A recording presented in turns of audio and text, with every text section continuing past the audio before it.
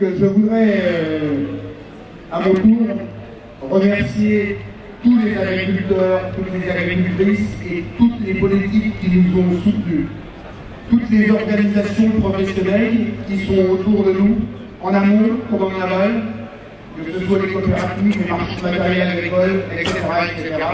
Merci à eux, parce qu'ils ont bien compris que l'agriculture, c'est pas 2% de paysans au niveau français qui vont changer les choses, mais c'est 2% de paysans.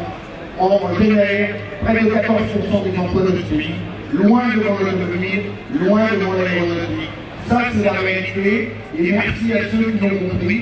Il y a encore dans ce pays des politiques trop nombreux dans leur flux qui n'ont pas encore compris ça. C'est dommage, il faudra aussi peut-être qu'on leur fasse des cours d'économie.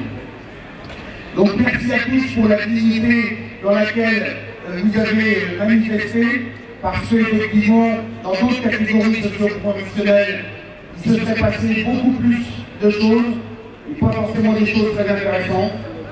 Le petit couac, c'est peut-être les pneus qui ont brûlé, ça fait partie dans l'environnement, surtout qu'on a des maillots blancs, on réclame une année blanche et pas une année noire, donc le symbole est peut-être pas judicieux.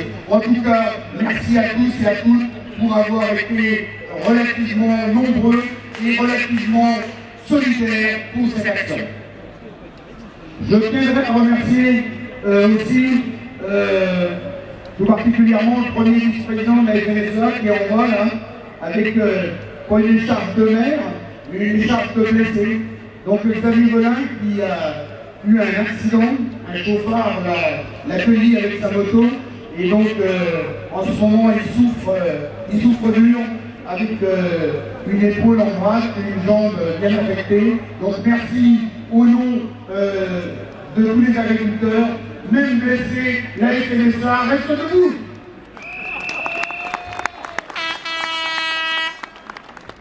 Alors, pour en venir, nous sommes en pleine crise agricole, c'est probablement la première fois dans notre histoire que la crise, comme l'a dit Eric, traverse toutes nos productions et toutes nos régions. Que l'on soit horticulteur, pépiniériste, maraîcher, producteur de porc, de volaille, de céréales, de viande bovine, de lait, etc., etc., tout le monde en est rendu malheureusement à la même enseigne, vendre en dessous de son coût de production. Ça ne peut plus durer.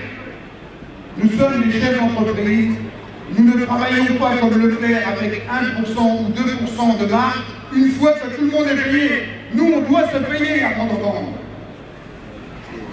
La crise agricole est liée à la crise financière.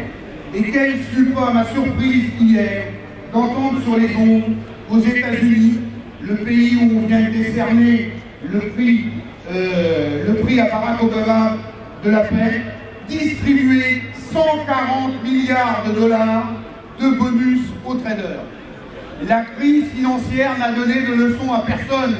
Il faut que Obama, Sarkozy et les autres arrêtent de gesticuler dans le G20, mais prennent les vraies mesures. C'est indécent ce qui se passe, et après on nous expliquera, on doit encore nous serrer la ceinture. Cette crise profonde, et est profonde en Europe, parce que nous n'avons plus de filet de sécurité. L'Europe, depuis 1992, n'a cessé de démanteler les organisations communes de marché. Et ici même, il y a quelques mois, je remettais la médaille à Barnier, du plus mauvais ministre de l'Agriculture, en négociant à Bruxelles. Parce que ce que subissent aujourd'hui nos amis laitiers était écrit dans ce qu'il a décidé quand il était en chef de la délégation européenne, quand la France avait la présidence. Quand il a mis fin aux quotas laitiers en ne s'abstenant et en ne votant pas contre. Quand il a donné des augmentations de volume laitier aux autres pays, il était évident qu'en augmentant les volumes de production au moment où la demande baissait, on allait inévitablement aller dans le mur. Eh bien, aujourd'hui, si Bruno Le Maire ramasse un peu, il ramasse pour ce que Barnier et ses prédécesseurs ont semé. La responsabilité du gouvernement est totale et entière, et notamment du président de la République. Alors cette crise, bien entendu, frappe d'abord les plus fragiles, comme l'a dit Ludovic, d'abord les GIA, mais surtout ceux qui sont déjà en crise structurelle depuis plus longtemps. C'est les fruits et légumes, c'est le porc, c'est la viande. La viande, où, avec la crise de la avec l'épizootie qui est en cours, ça n'a rien arrangé. La seule bonne nouvelle que l'on peut annoncer aujourd'hui, c'est que nous avons réussi à décrocher la vaccination gratuite pour l'ensemble des troupeaux contre, excusez-moi, nous avons réussi contre la FCO. Donc ça, c'est quelque chose d'important.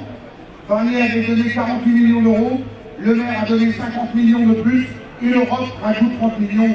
Donc vaccination gratuite pour tous les éleveurs pour pouvoir vacciner leurs troupeaux et éviter un désastre économique en plus d'un désastre social. Alors je disais, cette crise frappe d'abord les plus faibles, donc les secteurs en difficulté, et frappe d'abord et avant tout les régions dites intermédiaires comme nous autres.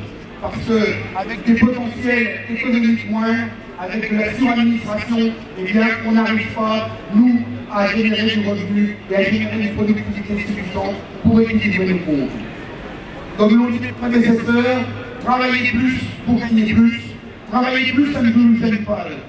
Ne pas être au même régime que les autres, ne pas être aux 35 heures, c'est pas le souci. Mais il faut qu'on ait une rémunération juste et digne. Que dire des engagements du président de la République sur nos retraites? Les retraites de nos aînés, j'en ai vu quelques-uns là. C'est scandaleux. On allait revaloriser leurs retraites. Chez certains, c'est moins d'1 euro par mois. De qui se moque-t-on?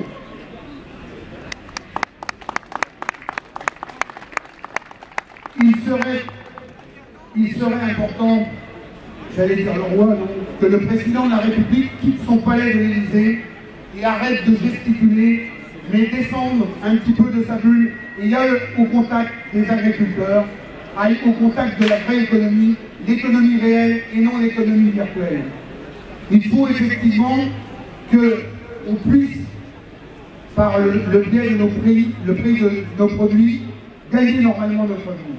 Nous ne pouvons plus subir sans cesse les contraintes administratives, la conditionnalité. Je ne répète pas ce qu'a dit Éric Thirouin. Le président de la République avait déclaré qu'il ne serait pas le président des nouveaux impôts et des nouvelles taxes. Aujourd'hui, le président de la République nous fait un coup du bonneteau avec sa taxe carbone. Ne vous inquiétez pas, on va vous la rembourser. C'est pour la rembourser, pour la prendre. Donc arrêtons d'être aussi naïfs. Il nous faut absolument changer de politique agricole commune. Parce que si nous réclamons, j'y viendrai tout à l'heure, une année blanche, ce n'est pas la solution. La solution, c'est remettre des outils de régulation en place au niveau européen. Alors ces outils de régulation qui s'appellent filet de sécurité, qui s'appellent contractualisation, qui s'appellent quota, ou que sais-je encore, peu importe la terminologie, ce qui est important, c'est que les marchés soient régulés. Il faut remettre des systèmes et des mécanismes d'intervention pour éviter que les prix ne flambent et le lendemain retombent au fond du gouffre. L'agriculture est un secteur d'économie lourd, on ne peut pas se permettre des fluctuations telles qu'on en a connues. Alors, pour passer et pour attendre un changement de cap après la nouvelle nomination de la Commission européenne, Fischer-Boel s'en va, il était temps, nous en avions ras-le-bol. J'espère qu'on ne nous mettra pas quelqu'un du même acabit. Par contre, les Français ne sont pas en reste. L'Europe, effectivement, c'est une catastrophe en matière de régulation.